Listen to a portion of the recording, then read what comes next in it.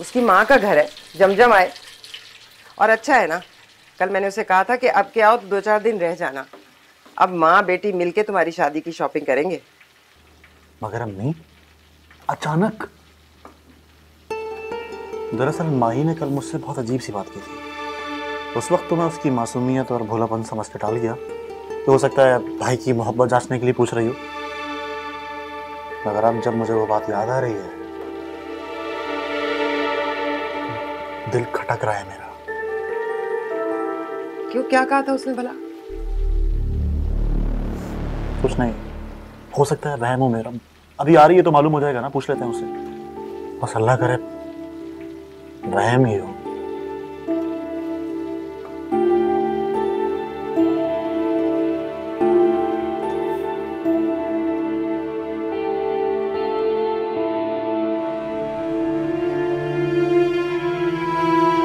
तुम्हें क्या लगता है माही, इस तरह घर से चले जाने से बात खत्म हो जाएगी और तुम अपने घर जाओगी तो ज़किया चची आराम से मान जाएंगी। जब तुम कहोगी कि मुझे ससुराल नहीं जाना, इजाजत दे देंगी तुम्हें कि हाँ ना जाओ।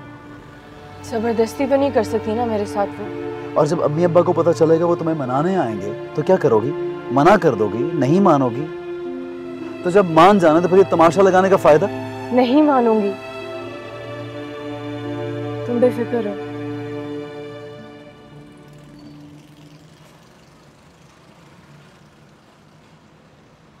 इतनी नफरत करती हो मुझसे?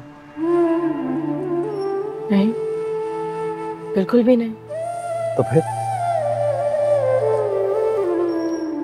उमर, किसी के साथ ना रहने की वजह ये तो नहीं होती कि उससे नफरत नहीं, मोहब्बत का होना भी तो जरूरी है ना। नफरत तो मुझे इस पूरी दुनिया में किसी से भी नहीं, तो क्या पूरी दुनिया से शादी कर लूं?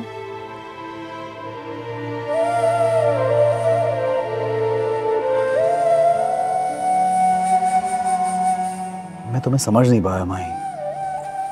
चलो, ये तो एक और दलील हो गई हमारे साथ न रहने की। हम एक दूसरे को समझ ही नहीं पाए। जाना तो बहुत दूर की बात है,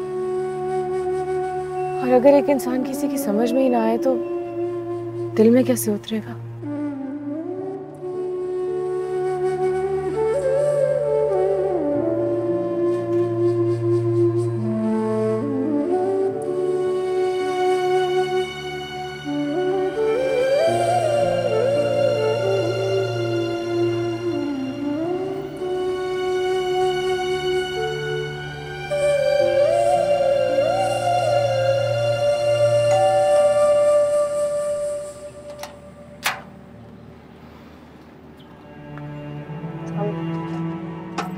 उमर नहीं आया?